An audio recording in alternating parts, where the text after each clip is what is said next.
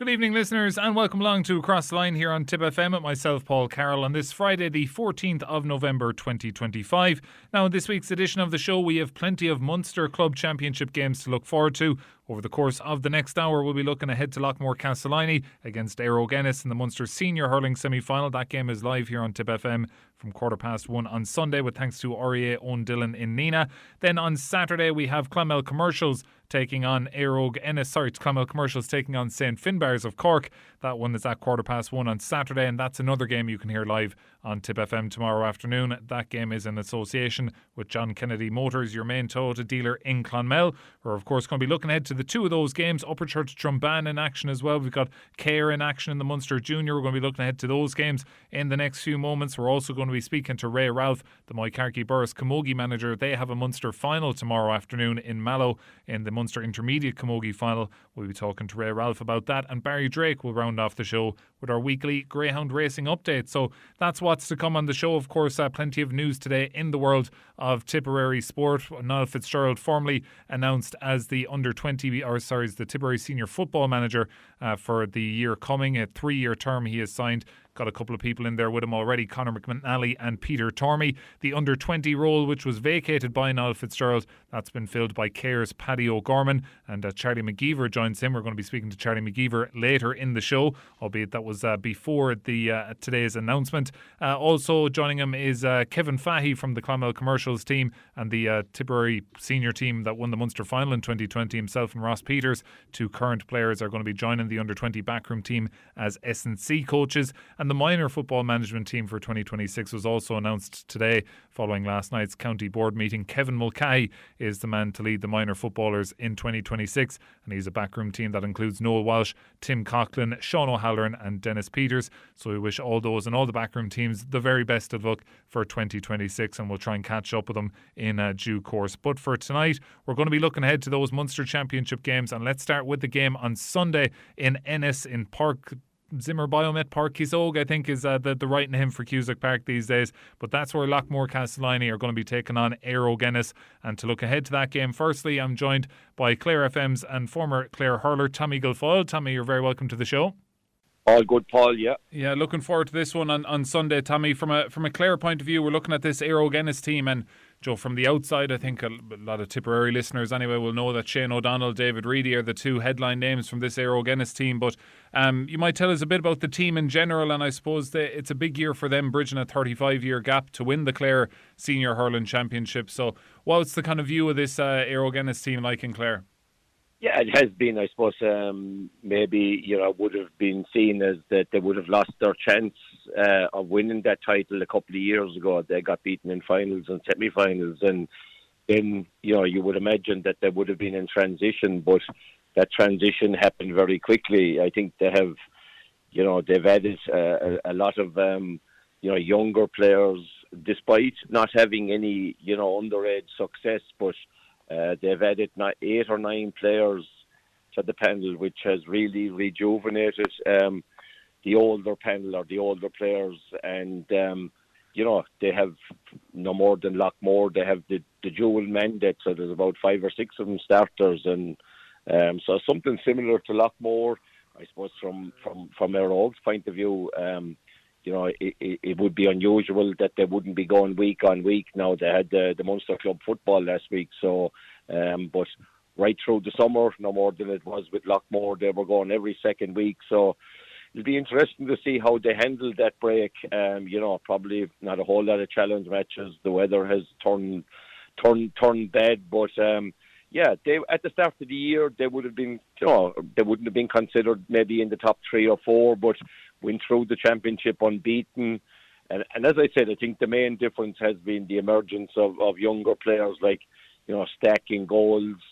You have Mulcahy-Treacy in defence. You have you have Moroney at midfield. And then, for me, the find of the year has been Marco Cleary. And while, as you mentioned, David Reedy and Shane O'Donnell are the marquee names, this guy has been really, really super, scoring freely in a lot of the games. Concentrated on rugby from an early in his career. Tried to combine both, but in the last year he's concentrated on hurling, and he's really proved a big ace in Éire Óg's pack. Yeah, I think reading match reports, I think he got 4 or 5 points in the county final, so someone definitely to watch. You mentioned the break. For Loughmore, they're not used to a break either. For them, it's a 3-week break, but for the hurlers of Éire Óg Ennis, I think it's a 6-week break since the county final. So that's a very difficult kind of length of time to kind of navigate at this time of the year. It is, yeah, and particularly for a team that wouldn't have been have the experience of playing in Munster club prior to this. So it is a big difference. Now look at it; it can work in your favour too. As you said, Éire Óg winning after 35 years. Had they to go out the following week, it would have been a big ask of them. But I'd say they have been brought back down to earth, they manage the football and hurling very well. But from what I'm hearing from the management, that they have been very happy with the cooperation with Shane Daniels on the football side of it. There isn't any priority hurling or football. I think it's taken equally, but for them it's a big occasion, and the fact that it's in Ennis, I think there'll be a big crowd there. Yeah, and I suppose that the clubs have history anyway from last year in the football, the Munster Club Football Championship when Loughmore beat Éire Óg Ennis in Ennis last year. So I'd imagine any of the lads that would have been on that team are looking to maybe get one back this year. There's a little bit of history there between the clubs. There would be, and I suppose they would be familiar with with each other, as you said, from a hurling and football point of view. But from looking in as an outsider, I've always been very impressed by Loughmore. Not alone that the way they managed to combine both hurling and football, but in the manner in which they play. You just sometimes see a team, and they're very efficient. They nearly always make the right decisions. And I think probably, the big difference between Loughmore and Éire Óg at this stage is that Loughmore have experience of playing in this Munster club. For Éire Óg, it's going to be a new outing. And with that 6-week break, you never know where, can you pick it up from your county final winning performance. So it will be a step into the unknown, as I said, for Loughmore. They've been here many times. And finally, Tommy, something that's become more of an issue as the week has grown long is the weather conditions. And we've had an awful lot of rain here in Tipperary throughout the week. I'd imagine something similar for yourselves over in Clare. What's the pitch going to be like in Cusack Park after all this rain? Yeah, well, one thing that can be guaranteed, and we've said it on Clare FM every day we go. The pitch has always been in immaculate condition under David Hoey, the groundsman. It's well looked after, but as you said, the volume of rain falling. But I think the forecast for Saturday and Sunday isn't too bad, so I'd expect the pitch to be in perfect condition. And again, one of the drawbacks is, and I've been working here with one of the selectors, is that getting the availability of pitches to train in, the alternative being all weather, which isn't ideal. So, yeah. But that all factors into it. But I'm sure at 1:15 on Sunday, the prospects of a great game are there. Whether they will materialise, and the prize is a Munster final spot against either Ballygunner or Sarsfields, and you never know what way the year opens up. And for all 4 clubs left, just watching the Leinster Club Championship last week, you'd wonder at this time of the year, but it was helter skelter there and more last week in Leinster. So I'd expect no different from the 4 teams involved left in Munster. So a great game in prospect. Hard one to call. I think they're similar in ways. Again, the 6-week break is an unknown factor, but look at that. I find it hard to call. I think the teams are evenly matched. Yeah. Again, it's the matchups, and I think not alone are the McGraths, the key players, but I think the Conleys and all those have really stepped up when required. So a tight one to call.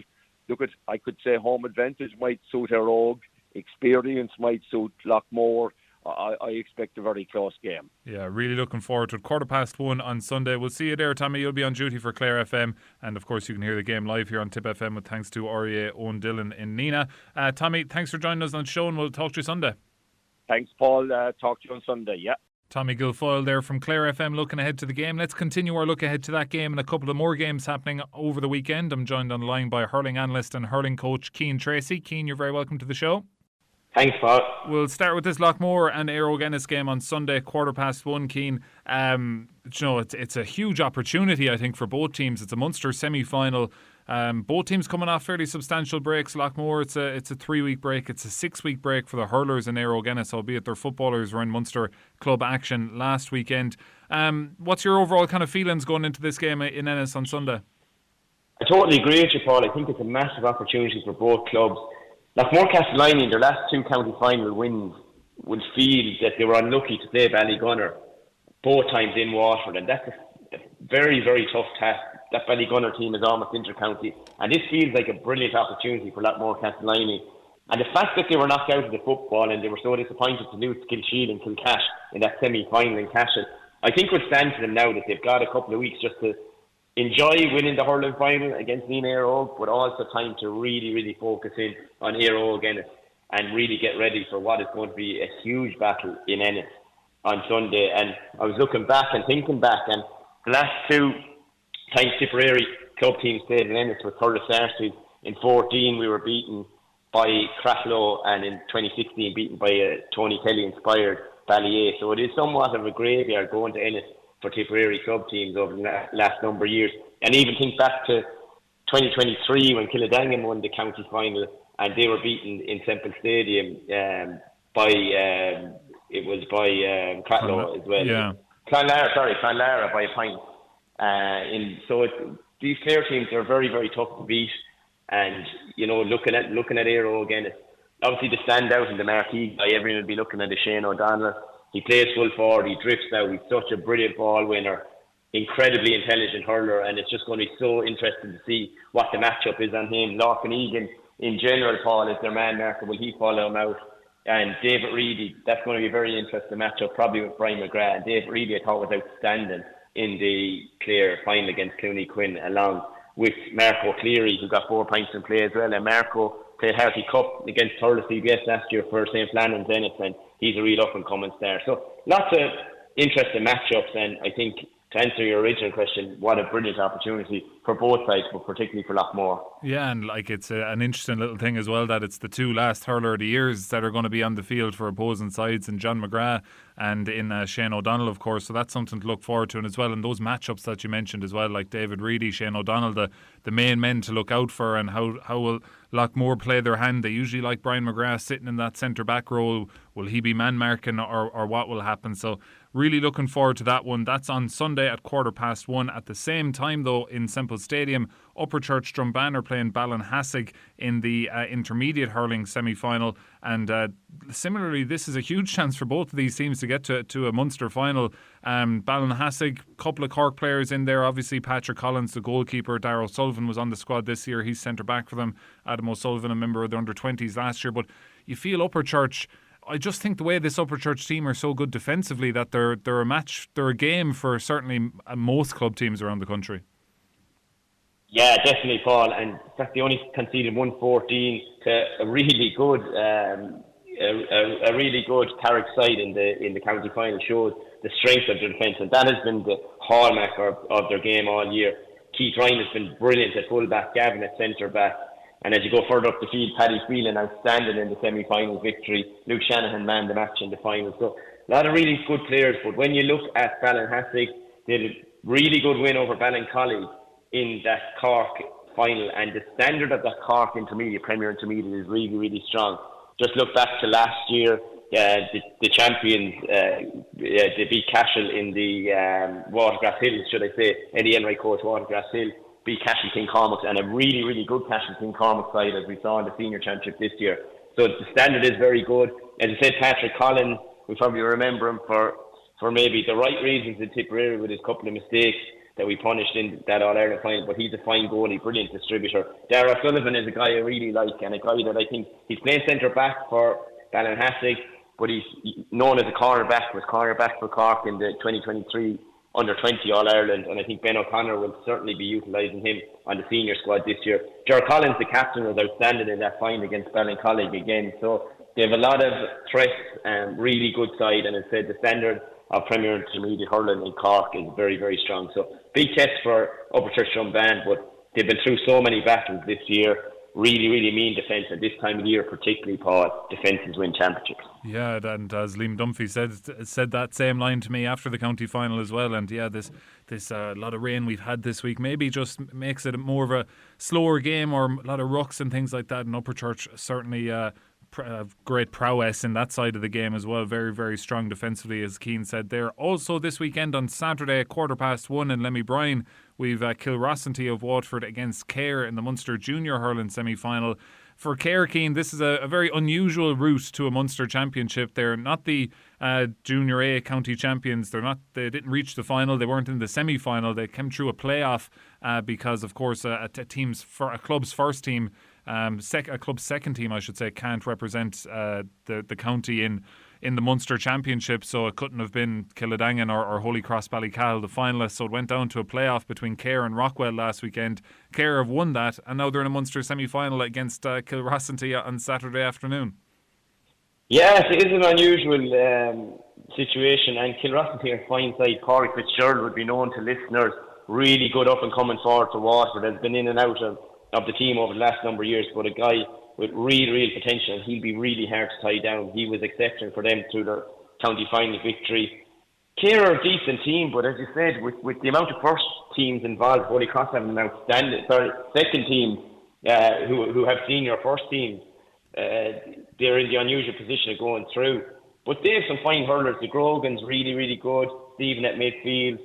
Dylan Butler has had a really good year. Craig Gyrey, who was a hurler with 4 Mile Water over the years, has transferred their huge physical presence, really good. Kevin Grogan inside. So they're up and coming team. Tony Shelley, the new camogie coach for Tipperary, coaching them. So he knows the time of day, and I'm sure they'll give it absolutely everything they have. But it is a really tough task for Cahir. Yeah, so very unusual, but it could be a great chance for them to get to a Munster final, which would be brilliant. So best of luck to Cahir, and best of luck to all the Tipperary teams competing in the Munster Club Championship this weekend. Keane, as always, thanks for joining us on the show. Thanks, Paul. Now we're just going to take a quick ad break here on Across the Line, but stick around. We're going to be speaking Gaelic football, Clonmel commercials and more after these. And you're very welcome back to Across the Line here on Tip FM with myself, Paul Carroll, on this Friday, the 14th of November 2025. Now let's look ahead to the big game happening tomorrow. Clonmel Commercials taking on St Finbarrs of Cork in the Munster Senior Club Football quarter-final.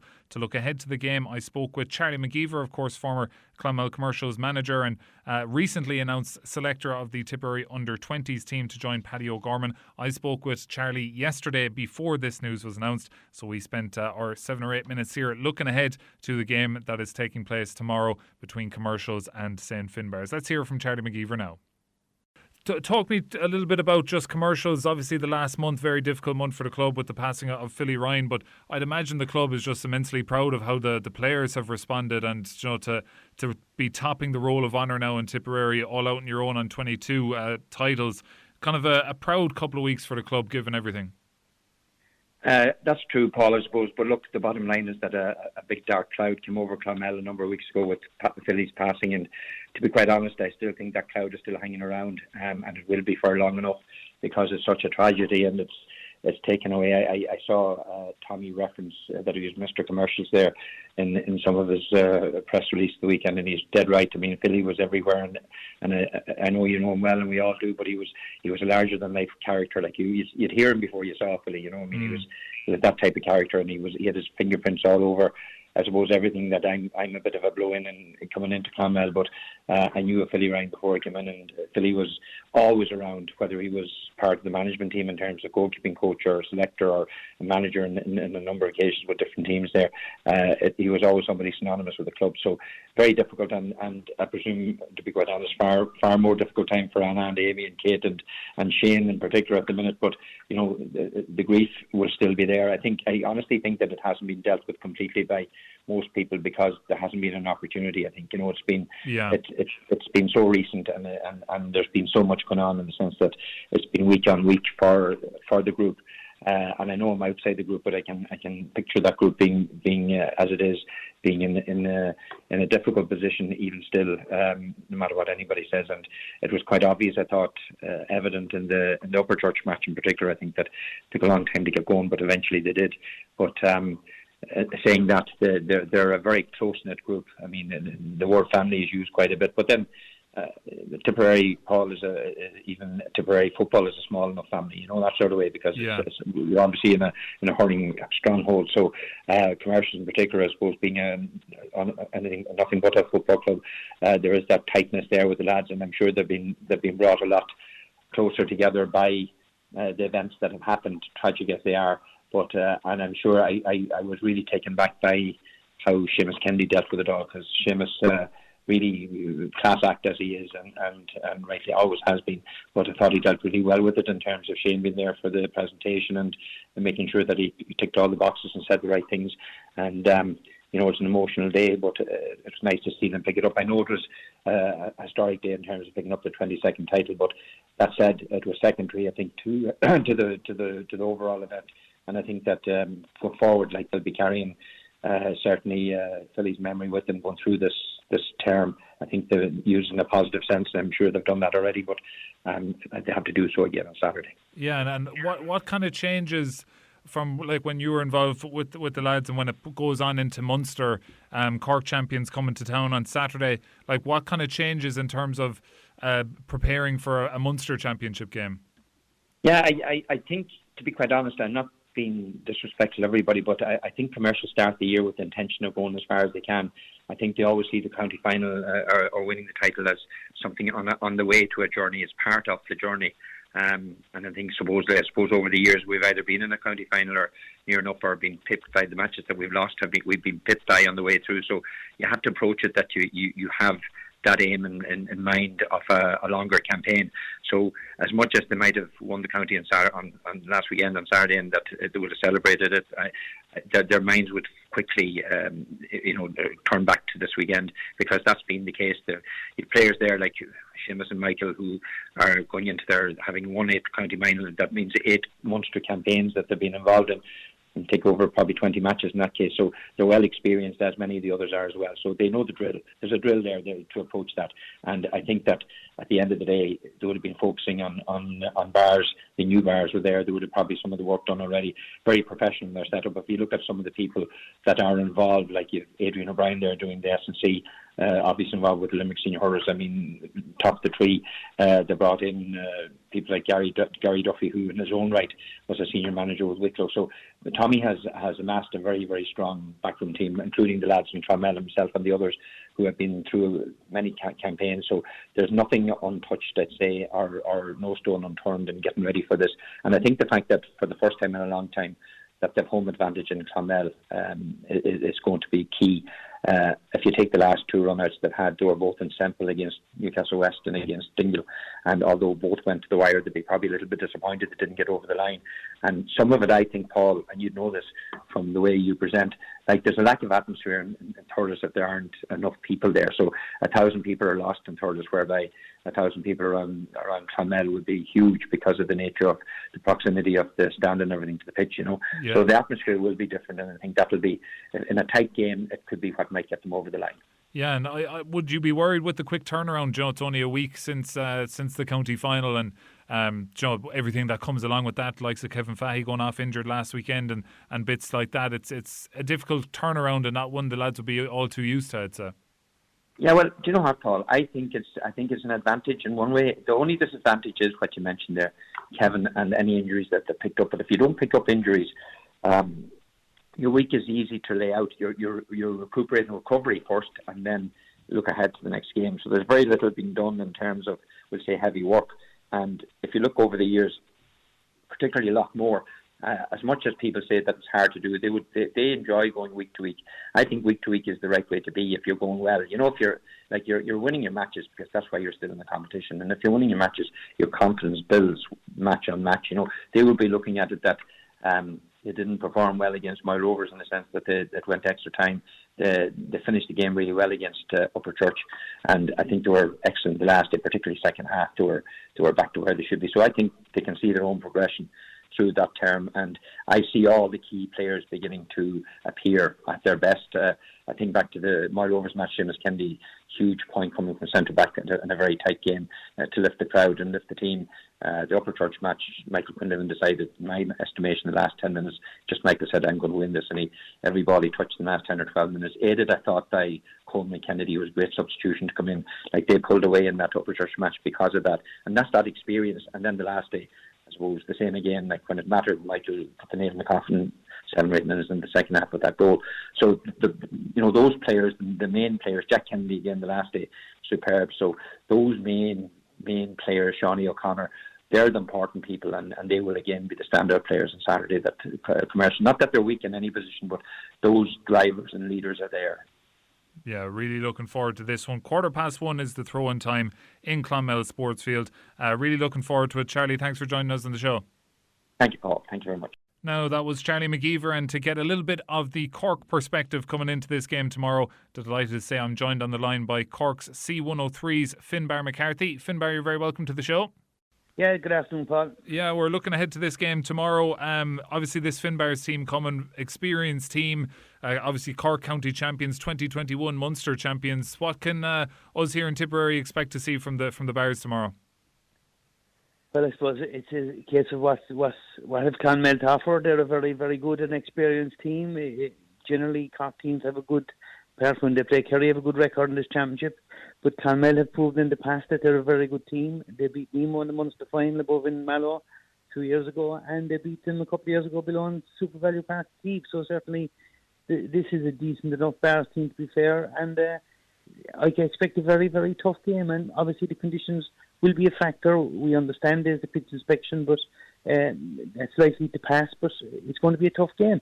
Yeah, and when we look down through the Finbarrs team from a football point of view, of course, the likes of Stephen Sherlock there and Ian Maguire, the headline names, but from a hurling perspective, even Brian Hayes is Hurler of the Year nominee. He's there in the middle of the field, former inter-county footballer as well. So that's a very strong Bars midfield there. Yeah, and there was the crucial period in the county final against Nemo. It's the first time ever beating Nemo in the county final. And, that's a big monkey off their back. And Brian Hayes was actually player of the match in that game. He was outstanding. He won some great kick-outs from both his own goalkeeper, Darren Newman, and from the other goalkeeper, Micheál Martin. And he got the crucial goal in the match. And he's a very, very good player. He's a big loss to the Cork footballer, big addition to the Cork hurlers. But himself and Maguire dominated the midfield that day. But there's more to the Bars than just Ian and Brian. They have a very, very solid team. Billy Hennessy's very good at the backs. William Buckley's a lot of pace, and they had a good impact off the bench the last day as well. Luke Hannigan and Killian Myers-Murray, who got the winning point. So they're an all-around very strong team, but they know themselves. I was speaking to them during the week that they're facing a tough task against Clonmel.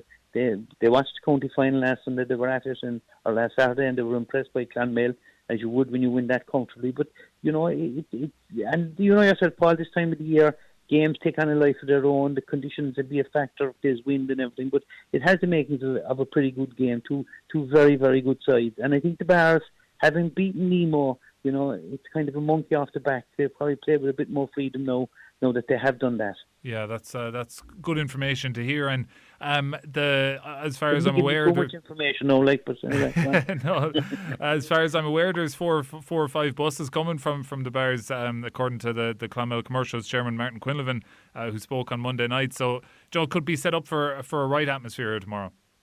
Yeah, well, look, the beauty of these club games is that when you get the opportunity to play them at home, you should take them. And I've been in Clonmel a few times, and to be fair, I was on to Martin yesterday about looking after my park, and he was very, very helpful. And, Clonmel are a highly respected club in Cork and beyond, and we all know they had a terrible tragedy there a couple of weeks ago with the passing of poor Philly Ryan, and my own sympathy and that of all Cork to Clonmel, but particularly to Philly's family. We met him at the launch of the Munster Championship back in March, I think, below in Killarney, and he was so helpful, and it's just so sad. And there's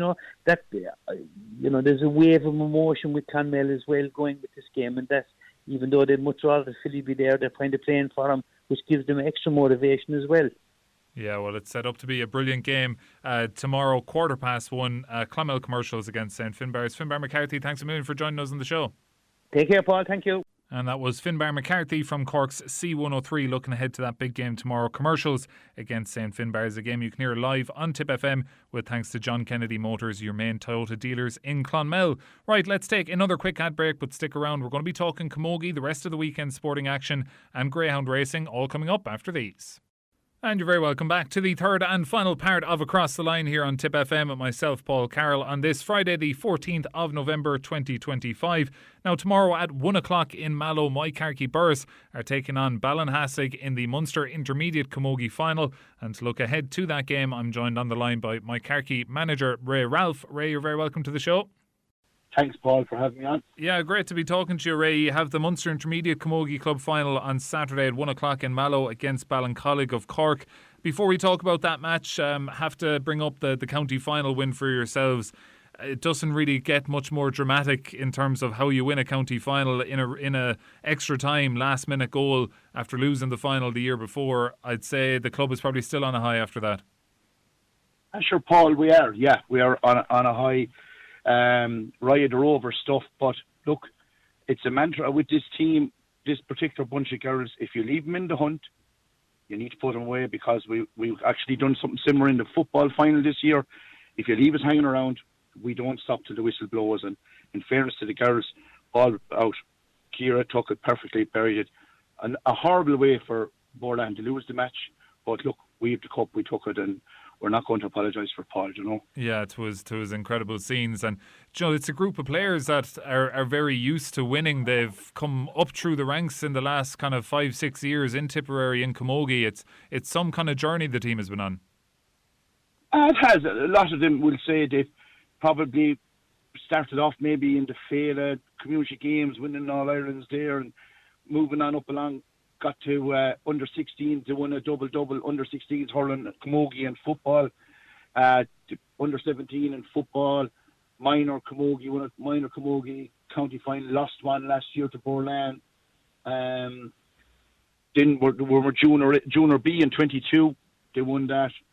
They came up to junior A, 23, won that, and 24, as you know, then the intermediate final, we were pipped on the post by a good Moneygall side on the day, and we said we were going back after it, and sure, look, that's it. We're here now, 2025, facing a Munster final against Ballincollig of Cork, and looking forward to it. Yeah, that's just incredible, that journey from 2022 to 2025 all the way up to senior camogie now to look forward to in 2026. But you've a bit of intermediate to play before you see the senior ranks, and this is the Munster Championship, as we mentioned, Munster Intermediate Camogie Final on Saturday against Ballincollig of Cork. I'm not sure, would you know much about Ballincollig? Have you seen them play? I did some research on myself and looking into their county final win. They also won in dramatic fashion. They won a replay in their county final against Ballygarvan, and a few players to look out for there. It seems to be the Cork under-16 captain Leah Hannigan got player of the match in the county final there, so some decent players, no doubt.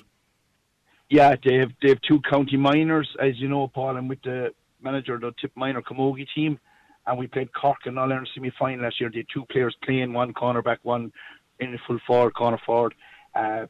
Very good players. We know a little bit about them. They're coming, they're hungry. They're after winning the under-16A county final, which in men's hurling wouldn't mean much, but in camogie it means a lot. So they would be very similar to Borland as well. They'll be bringing up them under-16 players that are very good. So, yeah, we have a big job in our hands on Saturday, but we're going to have a go now. We're not just going down to have a look around Mallow for the day. We're going down to have a go. Yeah, and it's like, it's a Munster final, so the All-Ireland series isn't too many steps away, and there's a prospect of Croke Park down the line and things like that. So I'd imagine the last couple of weeks is probably, even after the high of a county final win, it's probably been easy enough to motivate the girls going into this one.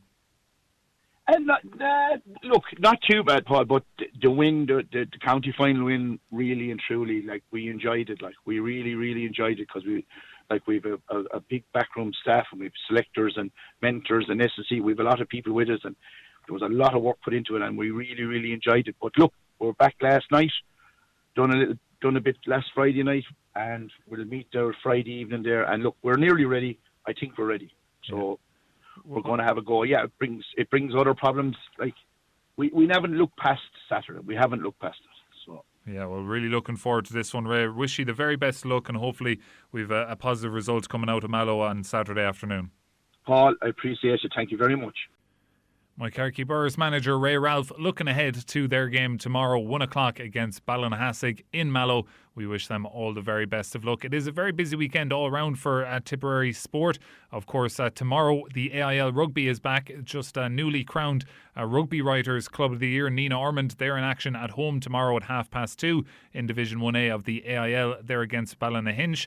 In Division 2A, Cashel are on the road up to County Antrim. They take on Ballymena. Whilst in Division 2C, massive game down in Ardguiha in Clonmel. Second place Clonmel up against first place Thomond. All of those games getting underway at 2:30. As always, we wish those Tipperary teams the very best of luck. There's two Tipperary teams clashing on Saturday evening at 7 o'clock in Cook Park in Tiptown. St Michael's hosting Ballymackie in the round of 32 in the Munster Junior Cup. And we have a lot of Munster Junior Cup games on Sunday. We've Peak Villa welcoming Limerick side Geraldines to the Tower Ground at 2 p.m. Wilderness are at home to Broadford in Clonmel at the same time on Sunday afternoon. And then in the NTNDL Premier Division, NTNDL Premier Division leaders BT Harps, they're in Munster Junior Cup action. They're in Ennis to play Fairgreen Celtic. That game is also at 2 p.m. And there's also a pair of games in the NTNDL Premier Division at 11 a.m. on Sunday. You have Holy Cross hosting Ardcroney, and you have Shinrone away to Sally Park. And let's not forget that there is soccer happening this evening. Moneygall can go level at the top of the NTNDL Premier Division table, and that's if they beat Rare Cross away from home. That game is on at 7:30. But now, as always, at this time of a Friday evening, it's time to talk dogs with Barry Drake. Tip FM's Greyhound News Update with Greyhound Racing Ireland, your Christmas party destination across the nation. There's some good racing action to look forward to in the world of greyhound racing over the course of the next couple of nights. But before we look ahead, we have to look back on what was another very exciting night of greyhound racing down at Curraheen Park in Cork last Saturday night, of course, where a massive crowd turned out for the final of the €30,000 to the winner, Bear One Racing, in association with the friends and supporters of Cork Greyhound Racing Irish Greyhound Laurels. David Clifford and Paddy Clifford were in attendance after the All-Star Awards on Friday night. Of course, the Kerry footballers were represented with trap number 1, Solo and Go, who was sent off as the one of the market favourites there at around 6-4. And for most of the 525 yards distance, it looked like it was going to be Laurel's success for Solo and Go, where a huge crowd came from Kerry as well as to support the Cliffords. But unfortunately, the Tipperary trained greyhound, of course, Magical on Fire, got up in the final stride to land the spoils. Of course, trained by Patrick Guilfoyle and owned by Patrick Guilfoyle there in Clonmel. Of course, this superstar lady has been a real tremendous sort over the course of the last couple of weeks in the Lord. She was sent off at around 7 or 8 to 1, so a bit of an outsider, but that was only because she looked to have a very difficult draw in trap number 4. Of course, the Guilfoyles won the Laurels a couple of years ago with Good Cody, and they won the big Lifford Oaks €10,000 to the winner a couple of weeks ago with Magical on Mag. So this was another big race success for the super talented greyhound family. So Magical on Fire, the 2025 Irish Greyhound Laurels champion, and what an advertisement for greyhound racing it was on the night, with a packed stadium and live on television as well, which I know went down very well. So switching our attentions back to more immediate matters and looking ahead to this weekend's racing action. We're going to start with the action, of course, down at the Clonmel Greyhound Stadium tonight, where the first will go at the traps there at 7:30. In terms of predicting a winner over the course of the night, it really is good competitive racing. We're going to look ahead to race number 7. This is a Nail 1 event. Trap number 2 is a big player here, Hillslot Salah. This greyhound has caught the eye the last twice, of course, owned by TJ Connolly in Rose Green and trained by local trainer Aaron O'Hanlon. That just gets the nod there in that A1 contest. Doesn't look the strongest of races for the grade, and I would expect it to take plenty of stopping. While elsewhere in an earlier A1 contest, race number 4, I'm going with trap number 1, Marfield Levi. Really nice sort, of course, for the kennel of Patrick Brady in Clonmel. 28.92 winner at this level last time out, with another quick start expected along the inside of the track. Marfield Levi should take plenty of stopping, and they're just 2 to keep an eye on if you're heading along to Clonmel tonight. Switching our attentions to Thurles Greyhound Stadium on Saturday night. Their first of the night, of course, will get underway at 7 o'clock, and just one to keep an eye on there. And we're looking ahead to the 11th race on the night there. This is an A4 contest here. Couple of decent sorts in opposition in this race, but I'm going with trap number 2, Cabra Rambo, who was a winner last time, of course, for the kennel of Paddy Scally, I should say, the local young handler there, who always does very well. So I'm going with 2, Cabra Rambo, to get the better of trap number 4, Oriental Diamond there in that race. While moving on once again to Clonmel Greyhound Stadium on Sunday night, the first of the night, of course, on the SIS racing programme, due off there at 6:04. We've seen some good performances over the last couple of weeks, in particular last weekend when both Ascot Noah and Ascot Logan for the Ascot Prefix, of course, recorded a 30th career success. Both greyhounds, of course, winning their 30th race last weekend. They really have been tremendous greyhounds, of course, for connections, of course, and they've lit up the Clonmel Greyhound Stadium over the course of the last year or two, of course. Very hard, of course, and a huge credit must go to Billy Murphy and Francis Mullen there. They've kept them greyhounds in tremendous order. Just in terms of Sunday night, of course, Keighley's Freya is a greyhound that's been in tremendous form in recent weeks. That runs in the 7th race. That should go well from trap number 3, but a difficult enough draw this time around. So I'm actually going to go with trap number 1, Emer's Rex, for JJ Dunn and young trainer Emer Dunn, who's another talented trainer who's doing very well around Clonmel there, and certainly a name to follow for the future. Finally, in terms of Clonmel on Sunday night, just looking ahead to the 9th race of the night, trap number 1, Slaney Side Layla takes a drop in class here for trainer Derek Keogh, and looks capable of a big run, but needs to come away slightly better than it has been in recent outings, but not without a chance. Also keep an eye on trap number 6 for Emer Dunn there, Emer's Paddy, another pacey sort. So a lot to look forward to over the course of the weekend, and we'll chat again next week.